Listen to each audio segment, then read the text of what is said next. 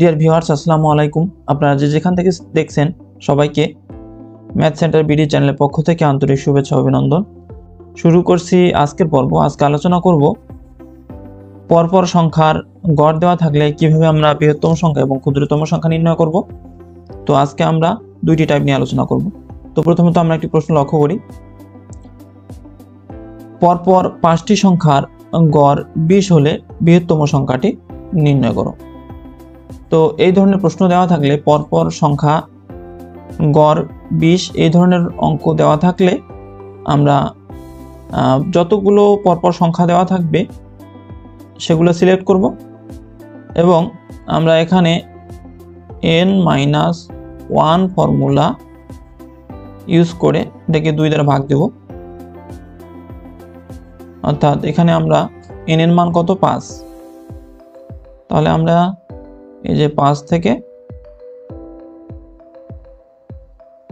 আমরা 1 বাদ দেব, ভাগ 2। তাহলে ভাগফল কত পাবো? আমি 5 থেকে যদি 1 বাদ দেই তাহলে 4, 4কে 2 দ্বারা ভাগ দিলে 2।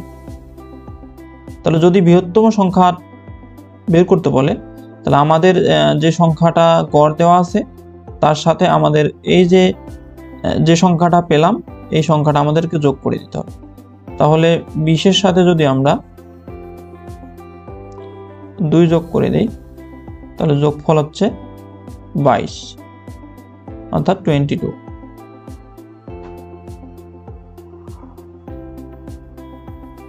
তাহলে আমাদের এখানে বৃহত্তম সংখ্যাটি কত হবে? B22 হবে। যদি ক্ষুদ্রতম সংখ্যা বলতো তাহলে আমরা কি করতাম? আমরা এই 20 এর থেকে 2 বিয়োগ করে দিতাম। তাহলে আমাদের आंसर হতো 18।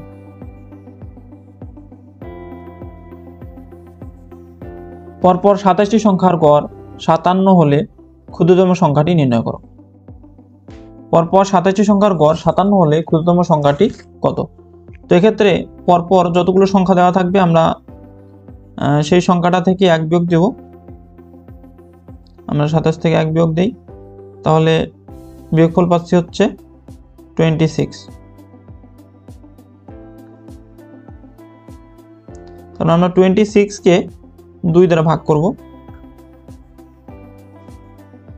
2 দ্বারা ভাগ করলে আমরা ভাগফল পাচ্ছি 13।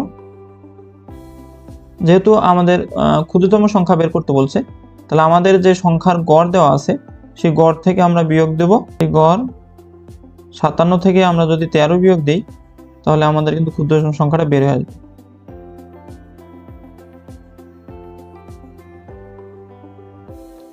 তাহলে আমাদের বিয়োগফল হবে 44, অর্থাৎ ক্ষুদ্রতম সংখ্যাটি হবে 44। যদি বৃহত্তম সংখ্যাটা বের করতে বলতো তাহলে আমরা কি করতাম? সংখ্যা বের করতে বললে আমরা 57 এর সাথে 13 যুক্ত করতাম,